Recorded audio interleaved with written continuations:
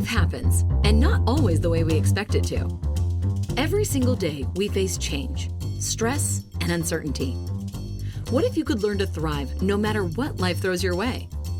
Resilience expert Adam Markel and his inspiring guests explore breakthrough strategies to fully embrace change and build the resilience required to become change-proof.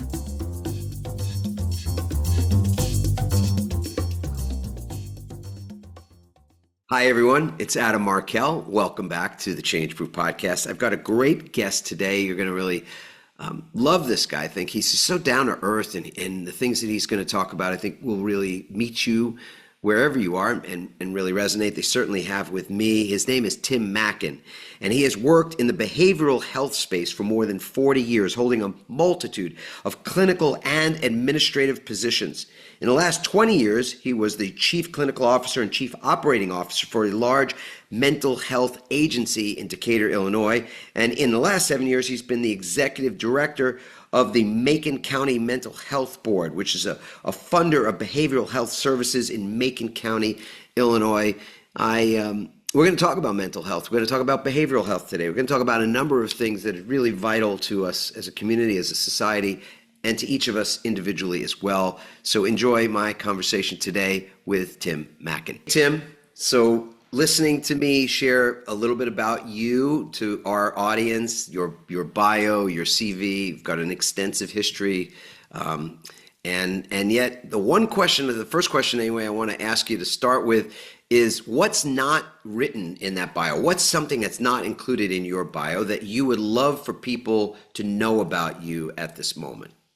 Well, I guess the thing that pops into my mind most quickly would be, and it's obviously higher education is part of my background, but I think I've had a lifelong desire to keep learning. And so I think someone, it's like, when do you retire? It's like, well, I guess when I'm no longer interested in doing what I'm doing, and I no longer have a passion for learning and growing. But in all the years I've worked in behavioral health, I think one of the areas where I've become, and I won't say obsessed, but I've certainly gone down the rabbit hole enough to become extremely interested in, is some of the exciting stuff that's happening in as far as research and looking at the use of metabolic therapies as it relates to mental illness, mental health, and even in the medical treatments for things like cancers and other things. So that's become a really significant area of interest for me. And so that wouldn't be in my bio. So right.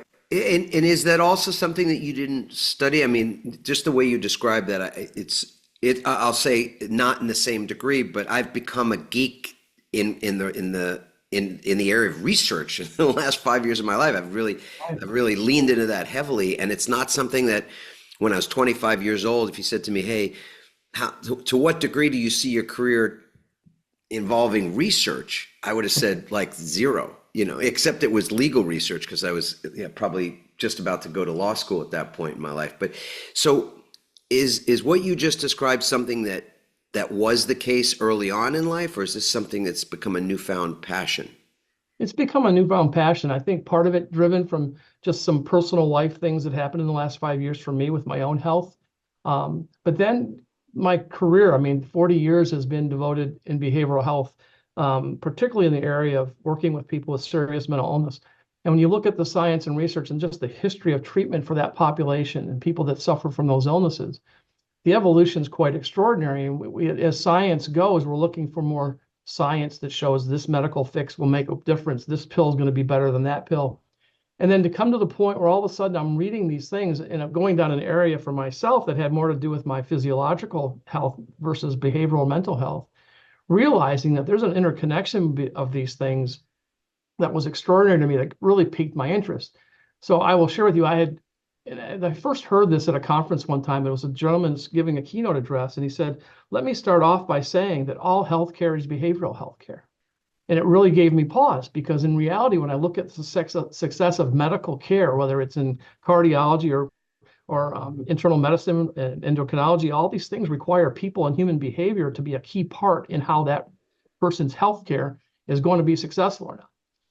Behavior is involved in sticking with diets and taking medications and all of those things. So it struck a chord, and it's like, oh, this is really, really interesting. And then and some of the people I've encountered in my own journey looking at this stuff, it's like there's some pretty amazing things happening that kind of bring things full circle away from necessarily looking for a specific medical intervention. There's things that as simple as diet and exercise and other things can have a major impact on some pretty significant illnesses. So I thought, that was not present early in my career. It's evolved over time, and we're now starting to see some of this stuff, which is fantastic.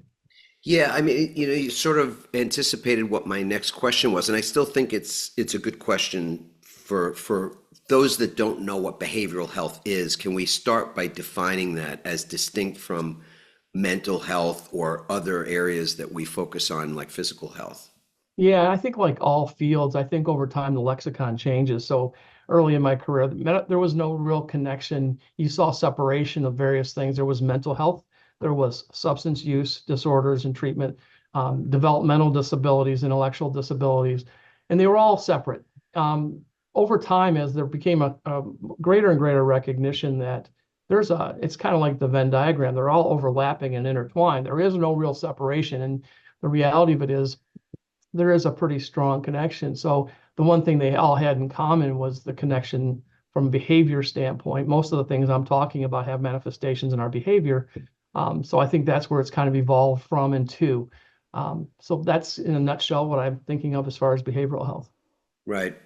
And what do you see are the challenges? I mean, obviously you're on the front lines, and I think people have a sense maybe that there's been an impact, let's say, as a result of the pandemic, maybe as a result of social media or just other sort of structural changes that we've seen in society, contributing to a dis-ease, if I can use that term. Yeah.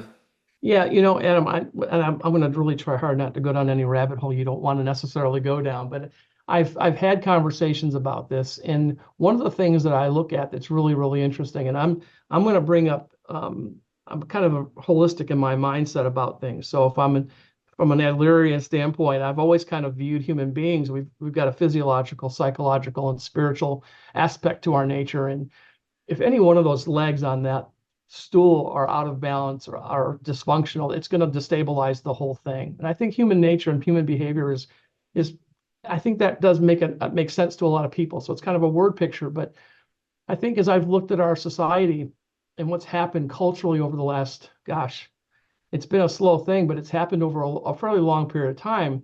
We have become, and I'm not being critical of people who are purely secular or secular humanists, but I think the more we have evolved into a state or a place in time where each of us is our most important thing. And I'm not talking about the importance of our health, and we should care about ourselves. The best me is going to be a better husband and father. So I want to be at my best. But to point to where we become kind of the focus of our universe, I think separates us from culture and community. And I think what happens over time is that's become more true. It gets into the whole things we've been talking about too, where we want to be grateful and we want to be happy and all these things. And what does it take to do those things? And a lot of times those are actions you have to do outside of yourself. Things that you want to do to help and brighten somebody's day and make your own feel better is doing something for other people and something greater in a cause greater than yourself. I think when the pandemic came along, we already had some significant issues in these areas. We had a massive spike in the overdose deaths from fentanyl and opioids. We had a significant continuous increase in suicides. And then during the pandemic, we saw a big spike. I think the statistic that scared me, I've got a brother who's got young daughters who 1 in 3 females, teens, were having thoughts of suicide. Yep. And so that continued further isolation more than what was just happening before the pandemic. But I think there were various things that were impacting that. We can get into the idea of how does social media impact that. All these things have tremendous beneficial things for us. But when you look at them in isolation and how some of them have come about, there's also negative impacts from some of them too. And it's certainly made things worse during COVID. There's some good signs as we've evolved and emerged from the COVID pandemic. There has been, and I find it interesting, and they say, well, we only had 90,000 overdose deaths related to fentanyl and opioids this last year. I'm thinking, okay, we were averaging over 100, 110,000 a year, which if you think about that, that's 2 Vietnams every year of the number of people lost. Yeah, it's just shocking. But only 90,000? Okay, well, that's still a really bad outcome. That's still a really bad situation. So things are getting better and emerging as we get away from that period of time. But all those other variables are still well at play in our communities and our society today. So Yeah. I mean, to what degree do you think loneliness is an issue? And does that show up in your work it does. Adam, I think it's all related to the same thing to a certain extent, but it's even the idea of this existential loneliness. Why are we so alone and lonely? If you look at the evolution of human beings, it's been well known and believed for a long time. We are social creatures, that we really are at our best when we are part of a community and part of a collective, a group. And then the more we have isolated ourselves and kind of moved towards this, I call it the me, myself, and I era, where we have become the center of our own universe. I think that's a key issue that you bring up, that I think loneliness plays a key role in that. And how do we get people to feel connected again? So I love the question, and I'm going to press you on the answer. So, because you raised the question, and I think there's no one answer to it. Obviously, I'm being a little cheeky about that, but do you have some thoughts around how do we get out of that? What are the things that we can do, both in our personal lives as well as even in the professional pursuits that we have, at work, for example? Yeah, it's a really good question. It's been kind of a focus for me as I've been witnessing and observing and watching how the system surrounding the helping professions with behavioral health, people who are having those challenges with mental health and substance use and various things, is what can we do? It's so easy, and I don't mean it's easy because we want to find ourselves in this place, but negativity and all these things are much easier to perpetuate and focusing on the negative. It's much easier than trying to be positive in the face of things that are challenging. I know this is an area you're definitely into, but I think people forget.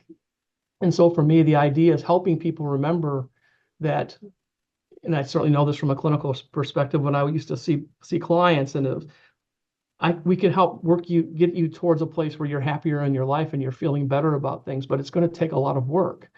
And I think that scares people sometimes. I think that's why we've kind of evolved over time to wanting a pill to fix something.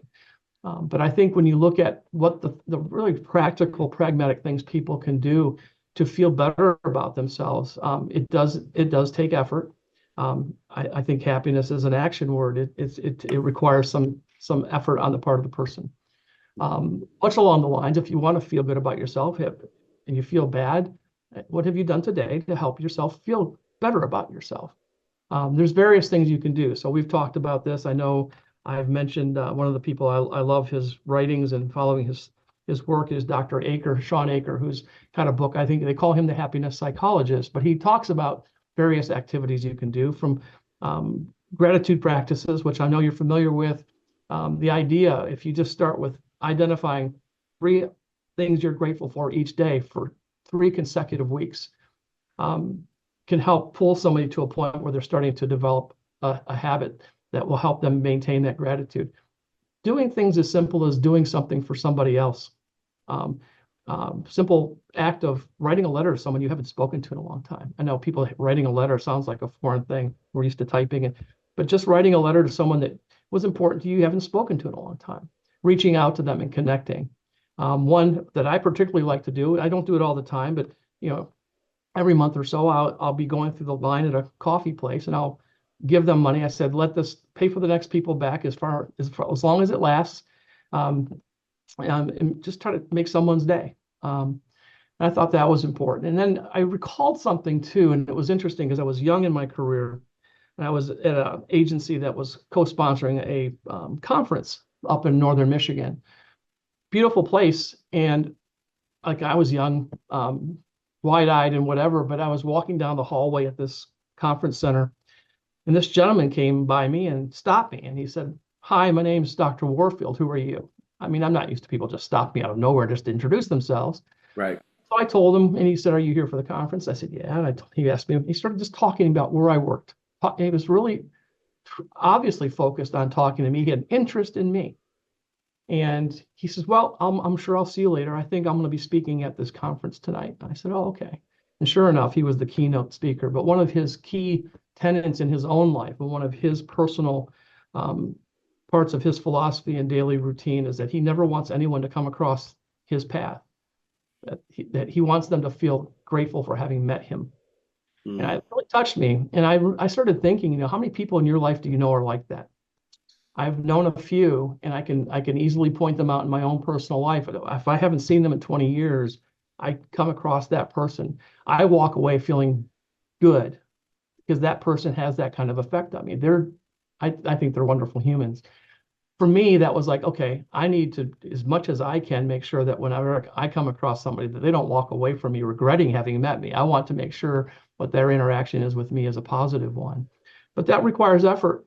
We get wrapped up in the daily grind, the things that are happening, the stresses and all those things.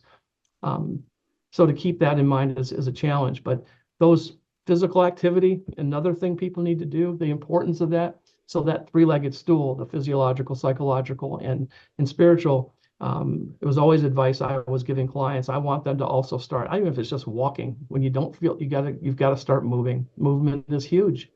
And then spiritual, and without being prescriptive of specific faith or whatever it is, it can be whatever a person chooses to address that spiritual aspect of their nature. But combining those things to me is kind of an essential thing. Um, It's so holistic, as you said, yeah, and I mean, I couldn't agree more. Our research and books that have been involved in writing and a lot of the speaking I do talks about how resiliency, and that's the term that we give for this, is this capacity to move through, but in a I don't want to even say in a positive way, to actually leverage, to get some exponential value out of the challenges that you face, even the challenge of uncertainties or adversity. That there's ultimately this really important ROI that comes from it, mentally, emotionally, physically speaking. In order to produce that resiliency, we have to be aware. I think more aware of what it is that takes away our energy, what will send us down those dark thought right. holes, and chasing things that ultimately don't fill us up but deplete us. I'm curious, first of all, two things. One is, what's your definition of resilience, Wow. first? And second, what do you do on a ritual basis?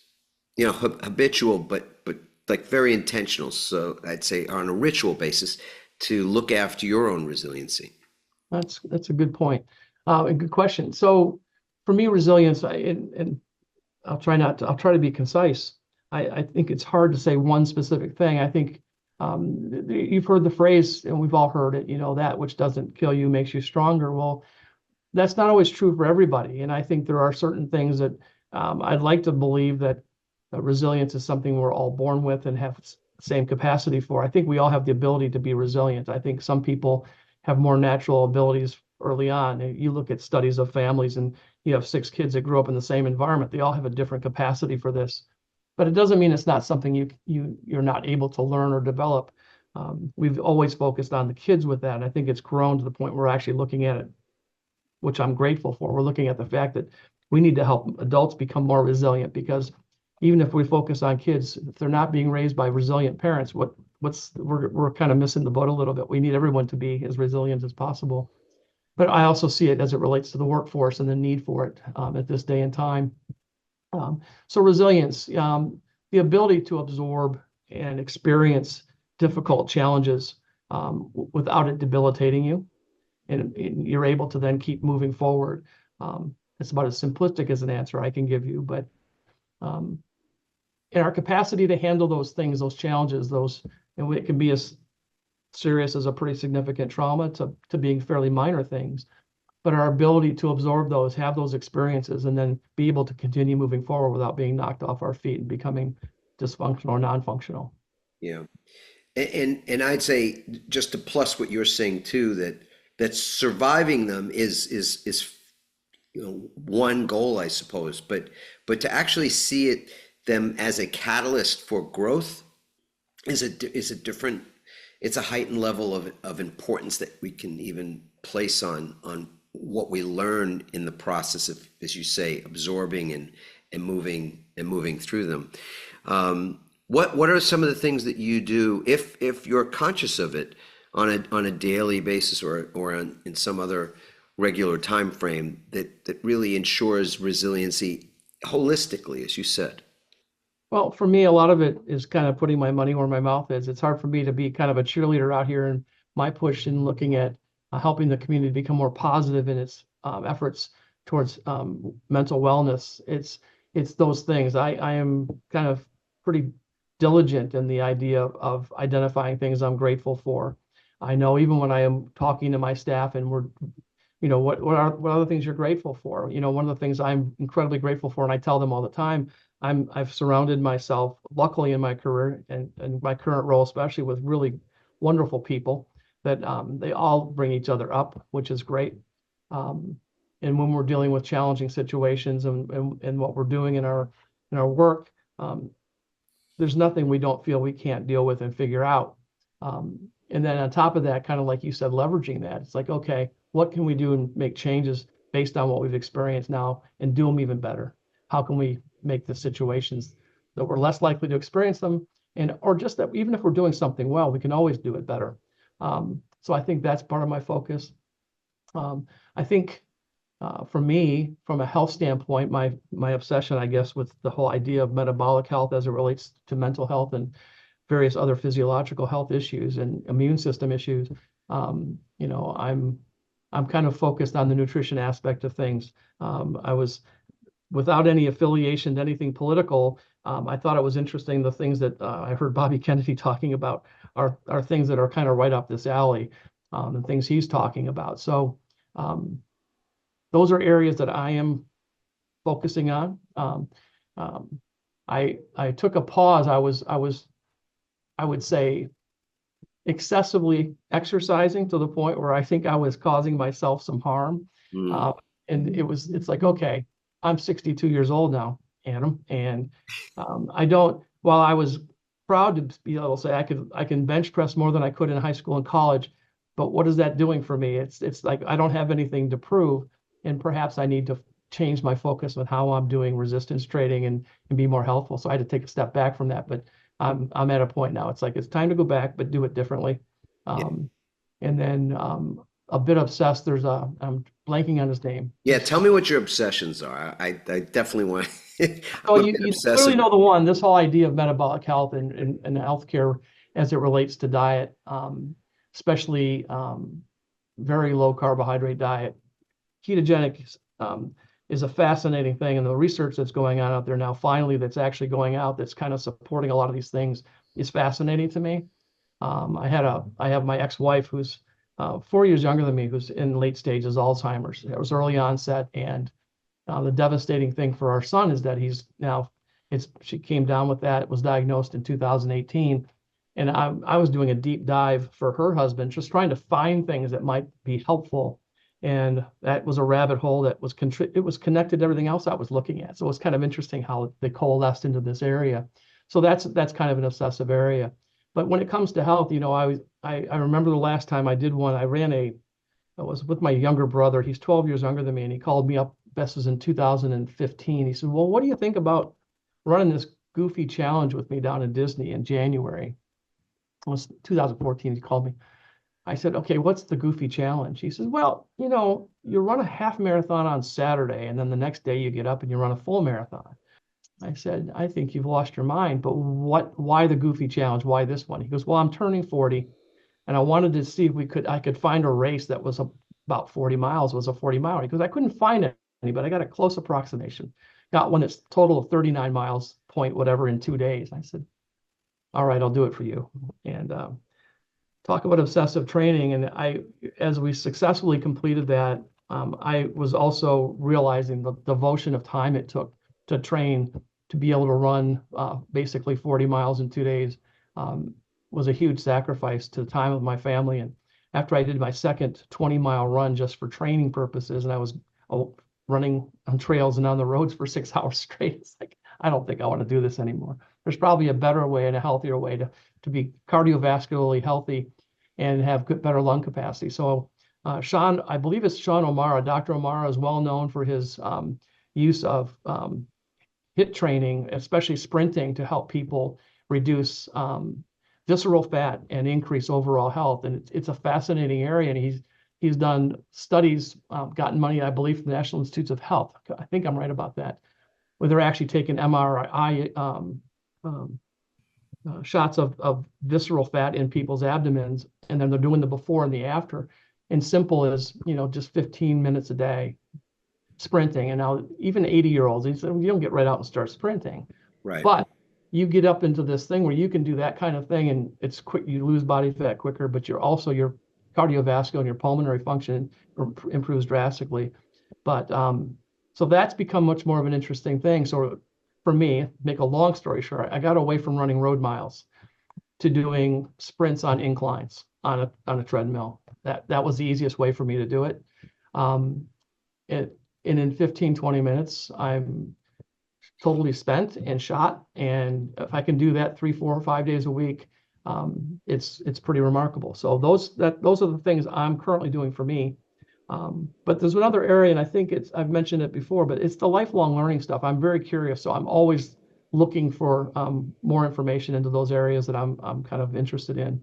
So as long as I remain curious and interested, I think I'll be doing okay. Is there a particular thing that you're reading right now that you are learning something from that you share? You don't have to share about that unless you want to, but what are you reading? And if that's the sure. area, yeah. Mm-hmm. The one book I'm reading that I think is fascinating is a woman psychiatrist named is Georgia Ede. She was at Harvard. She has a private practice now, but she's been treating students and her patients now for a number of years via nutritional intervention. She's written a book, and the book is fascinating. It's called Change Your Diet, Change Your Mind. So I'm currently reading that. I've ordered it, but I haven't started reading it yet. It's a book by Dr. Chris Palmer from Harvard, who's now doing a lot of research, as well as he's really focused on the metabolic causes and impacts of metabolic dysfunction, mitochondrial dysfunction, as it relates to mental illness, especially serious mental illness, from major depression to bipolar and schizophrenia. So, and by metabolic, again, just for the audience, what can you say a little about what that means? Well, metabolism in general, I think about metabolism, it's how our body, it's really never thought of having to define metabolism. It's the function from a cellular level and how our body is regulating its use of energy. And I was just going to say how it creates energy, right? Through right. food, through our nutrition, but right. So that's exactly right. So at a base level, energy, when we consume food, it gets to our cells where our mitochondria produce ATP, adenosine triphosphate. And the mitochondria are the power plants of our body, of our cells, and then therefore our body. So the importance and the impact that they're finding the diet has on our metabolic functioning. And of course, I'm obsessed with this because I know there's going to be a lot of focus on that, especially over the next 4 years with the politics that are involved. But the reality, when I start looking at the rate of obesity and how the pace at which, and the points in time when we started seeing this huge uptick and spike in the growth of obesity and diabetes and other metabolic health issues, corresponds ironically with our creation and implementation of our food pyramid. Yes. So if that was implemented in 79, 80, that's when you start seeing it happening. And so, I don't run around trying to proselytize, you have to do this specific diet. But the reality of it for me is if we did one simple thing, and if we avoid eating anything but just eat real food, we're going to always be far better off as a people and a nation. But there's a lot of things happening with food, and that should give people pause. And I'm hoping that more and more people will start seeing the research that's coming out on this stuff, because I think we're all going to benefit from that. Right. You think about how you produce energy and the food that we what's the fuel that we give it's like putting fuel in your cars. If you put Matters water how in, good that fuel is. That's yeah, right. exactly. Imagining what's the octane, what's the quality of the fuel. We'd probably have to go back. You may know the answer, but we may not need to dive into this at the moment. But there's probably some effort at the time when the food pyramid was constructed and then disseminated through schools and Oh boy. in a lot of places there's probably some organizations that benefited from the fact that that new way of looking at our food intake was being proselytized across. Yeah, there are probably people I could advise people if you want to go do the search on and look and even watch interviews on YouTube and other things that are huge experts on this. But you look at even the whole lipid theory of heart disease, and the scientist that really started that was a guy named Ansel Keys out of the University of Minnesota, and he did this at the time was called, I think he called it the 13 or 7 country study, which really started out as like 27 countries. But as he looked and got his data, he kind of cherry picked which country's data he wanted to use that fit his hypothesis. Kind of the opposite of what you should be doing in research, right? Let the evidence support or not support your hypothesis. And he really believed his theory, but unfortunately, there were also a lot of people that there was a lot of evidence contrary to what he was saying. But what pushed him at the time was the health of President Eisenhower. As a country, we became kind of hyper aware of heart disease all of a sudden because we had a president who started having heart attacks. And he was going down this theory that he had, but they underscored the reality also that President Eisenhower smoked 4 packs of cigarettes a day. Yeah. And while I'm not saying diet didn't play a role in this, there was a lot of other things that were probably much more likely to have been contributory. So there's a lot of things that happened over time in history. If you look at there's a book by Nina Teicholz. Nina Teicholz is she's a journalist who was researched and did journalism on science and various other things, but she's been subsequently given a PhD, largely based on the book she wrote. I think it was called, Big Fat Surprise. And she went into this long history of how we developed certain oils and stuff for cooking. And Crisco was the first one she found, in which she found that Crisco was nothing more than a lubricant that was used on machines in industry, that through a chemical process and various things added, it was made to look like lard. And all of a sudden we're using it in cooking. Well, it's the formulation that was in place back then has been banned by the government because of the type of fat it is. But we've been doing all kinds of things with seed oil. So it all fits to this whole metabolic issue and what's making us healthy or not making us healthy and the stuff that's behind it. But Indeed. There's a great podcast and a book with the same name that you may have heard of called Lifespan. David Sinclair is the co-author and also the co-podcaster. Really, the podcast is pretty neat. It's just 7 episodes, kind of a limited series based on the book, but some really great stuff there. I want to go back to something you said earlier about the sprints, and this I'm personally curious. I imagine some other people are as well because I get at my exercise in a variety of different ways, but I don't love long distance running. So it's just one of those things. I was a sprinter in swimming. I was a swimmer in college and played water polo and some other things. So I love the water, but I was never long distance running or even swimming for that matter. So when you say sprinting and it's 15 minutes and you're spent, this is, I'm assuming, interval training. And so So just share a little bit more about the practice, because there are some people I'm sure listening and go, hey, you know what? I can make 15 minutes a day to do this, or 3 times a week, or whatever it might be. So what does that look like? That's great. I'm glad you asked. So I'll use my routine as an example of what I'm talking about. So it really is about short bursts at optimal effort. And so it is high intensity interval training is what it is. It's HIIT training. So once I've warmed up, and I may walk for 5 minutes, I may do whatever, but then I'll start my intervals, and I'll do my first interval where I will start running. And I'll run for a minute, but at 30 seconds in, I will start running at my optimal maximum effort for a maximum of 30 seconds. And the moment I'm done with that full minute, that 30 seconds of max, I walk. I slow down and I would walk for 2 minutes. I totally try to come back. You can't fully come back to base, but you get back to a place where you're just comfortable and ready to do another full maximum effort. So I will then do another I'll start going for a minute, and within 30 seconds, I'll have it up to my max.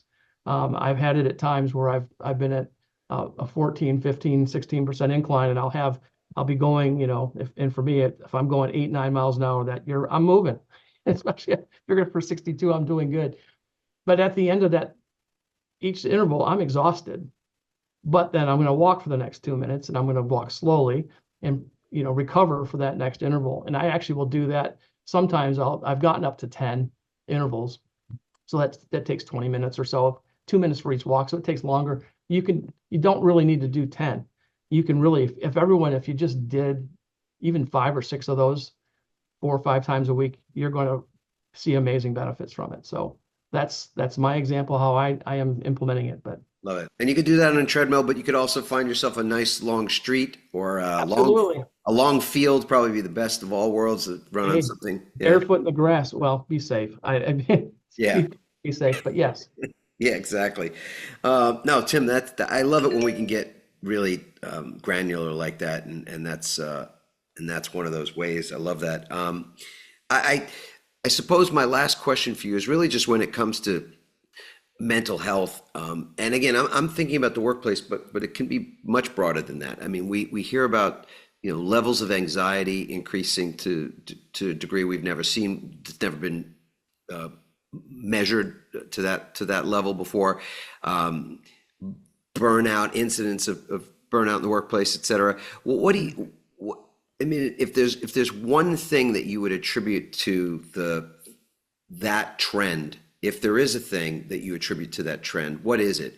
And if there's even one thing that you're thinking, if I could just get people or get leaders of people to think about things this way, differently in some respect, what would that change in philosophy or mindset look like? And you brought up the word culture, and I think we have a culture, our entire, the culture of the world culture. We have our own societal culture. We have a culture here in North America, and obviously in many subcultures too, based on where you live in the world, where you live in the United States even, and then there's the culture at work. And our research, our writing, and much of our work in the world today is focused on that subculture at work. And frankly, what we get there is very much a mix, a hybrid of all of that other stuff, especially when those organizations that we work with have are across geographies, are a mix of people that are in office and work remotely, and so the pervasive culture, the greater societal culture, is brought to work as well. So again, just back to those two questions. Hopefully, I didn't lose you in my additional diatribe there. Yeah, as I was thinking while you were asking the question. One of the things that I think, and the timing might be good on that question, given what we've just experienced, we go through this process every 2 and 4 years as far as elections go. But if you look at our culture and our society, we've become more and more polarized over time. Part of that, and I think it is, and it gets part to my advice for people is, we are so focused on differences versus commonality, what we have in common. I think for me, it's like, listen, we have far more in common than we have differences over. And if we can try and get away from some of the identity stuff and really focus on, okay, how do we as a culture and community come more together? I think part of it is, and one of the things that strongly affects us is I'm going to use the word, but I think we're bombarded with stuff 24 hours a day now. It used to be, I remember the first Gulf War and CNN, and it was like this 24-hour coverage and people were obsessed. Well, that became a new normal. We became obsessed with 24-hour news cycles, and we're getting constant information bombarding us.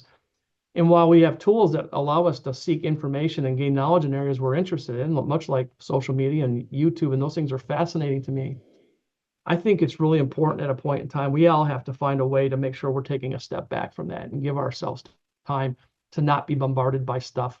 If I'm going to encourage people to be a little more self-focused in a certain way, it's to be getting away from that stuff, to become more introspective, perhaps spend more time, whether you're into meditation, Various things can be meditative for people. It can be prayer. It can be exercise for some people, and people do yoga and other things. My message to people is we've got to step away from being bombarded by the messaging. And we have some power over that, although I think there's a reality that there's a legitimate possible addiction to the social media stuff that people are in. But for me, it's a messaging thing. If I were to say, I would want people to try and step away from that bombardment of information, because that's the stuff that's increasing the anxiety. You've got kids interested in how many likes they got and the clicks, and the anxiety related just to, I got to go to school, but I didn't get enough. I'm grateful social media didn't exist when I was a kid, to be honest. But it is what it is. I encourage people to really, truly take a step back, spend more time pursuing some introspective focus on whether it's gratitude practices and exercise and things, but certainly with any type of meditation and whether it's, again, prayer or meditation, can all be very, very helpful. I'm reminded I had a professor, undergraduate in 1980, and I'm remembering this guy like yesterday, so he must have had an impact on me.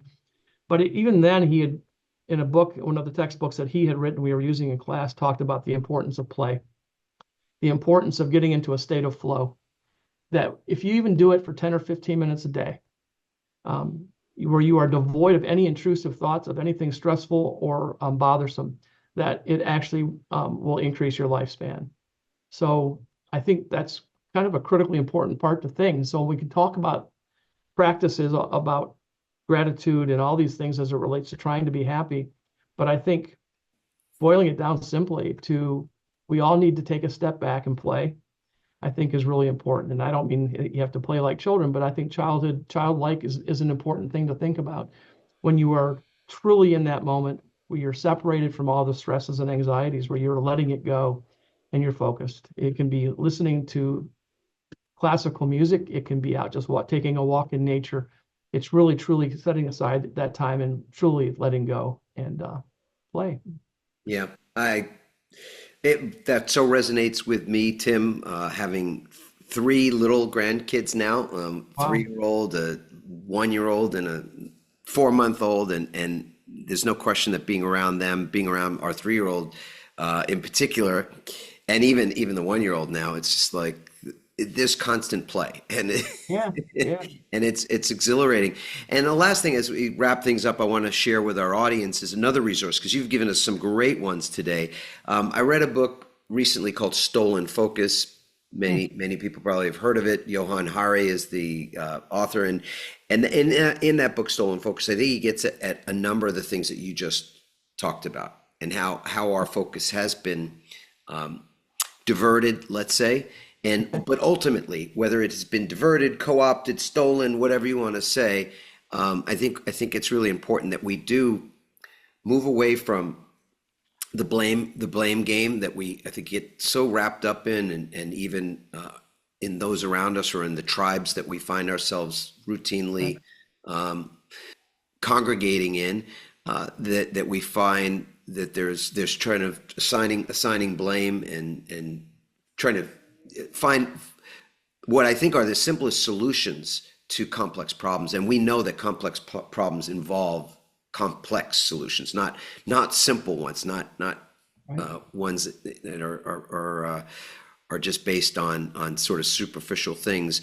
And so to put it into, I guess, my own theory about this is that, yeah, there are probably people that have interests that are divergent from the ones that we're talking about in terms of our mental well-being and our physical well-being and overall health and well-being. But yet it's our responsibility. This is personal philosophy here. I believe it is still personal responsibility that we have to become the one in charge. I never tell people to get rid of their phone.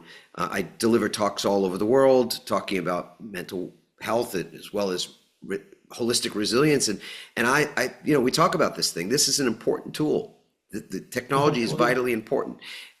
It's not a question of whether I'm going to use it. I'm totally going to use this. I'm going to use it every day, and most of us are. It's a question for me of who's in charge here. I think that's the vital that's the vital question for me personally, is to know when this thing is running the show, and instead of me. And you can't know that all the time, or you can become sort of I suppose, intoxicated to the point where you can't really tell. Right. And that's where that quiet time comes in, whether it's stillness practice or gratitude practice or prayer or meditation or any of those things. So anyway, Tim, you gave us some really tangible takeaways today. I love the show. I'm sure everybody listening to this has just been vibing and going, I didn't think about this. And then maybe there's some people that maybe need to listen to this, would benefit from listening to this, and it's going to get shared. And that's part of the reason why we do the podcast as well. So you've been a fabulous guest, Tim, and I so thank you for your time today. Well, I'm greatly appreciative for you having me on, and it's kind of an honor. I would never have thought, hey, maybe someone is interested in hearing what I have to say about things. But it's an honor, and I hope that people get the sense that there is hope and there's a lot they can do. And as you said, it is about personal responsibility. You can't control what happens to you, but you have a choice in how you respond and how you react to that. So the more we realize that, the better off we're going to be, I think. Tim, again, thank you so much. Thank you for 4 decades of service in an area that, I know this through friends and family members that work in that field as well. It's not, you don't go into it for the money, let's say. And I just so appreciate the fact that you've done the work you have, and that you've had the impact that you've had as well. So thank you, sir. Yeah, thank you. I appreciate it. It's gone by very quickly, and at the end of the day, it's nice to know you've been able to hopefully help some people along the way. So, well, Tim is a solid man, solid guy, done some really amazing work in the world, and has come out with, I just feel, great conventional, practical, usable wisdom when it comes to how we take care of ourselves holistically, psychologically, physically, of course, mentally, even spiritually. And we cover those things today. We talk about that in this podcast, as you heard, and the importance of play, getting into a flow state as a means to add to our dopamine reservoir. We didn't talk specifically about dopamine, but ultimately it's I think of it as like a dopamine menu, and in the menu of things that we have access to in a day, we have to think about how we produce dopamine. We have to think about scheduling those times of the day, whether it's to make time for stillness in the morning, or it's to sprint, to run, as Tim was telling us about that 15-minute practice of intermittent interval training that can create that physical health, of course, but also create a great deal of mental health in the process. There are lots of ways to do that, to create those moments where you increase the level of dopamine in your brain by doing certain things, whether it's to read a book that you love, or read the newspaper, or take a walk, or write a letter to somebody that you haven't written to in a while, or think about somebody, send them the text message, or place a phone call to somebody that you haven't spoken to in a while, and just a whole host of other things that we can be really intentional about, because ultimately our mental health is our responsibility. Our physical, mental, emotional, spiritual health is really our responsibility at the beginning, in the middle, and the end of the day. And it doesn't mean that because that's the case that we should go it alone, that we don't need support, or that it wouldn't be appropriate for us to ask for support. So I'm not saying that at all. But I am saying that we have to be responsible. There are things that happen in our lives, and some of them are pretty tough. And the only real freedom we truly have, what we have that's ours to keep always, that nobody can ever take from us, is the meaning we make out of those things, and what we ultimately get from those experiences.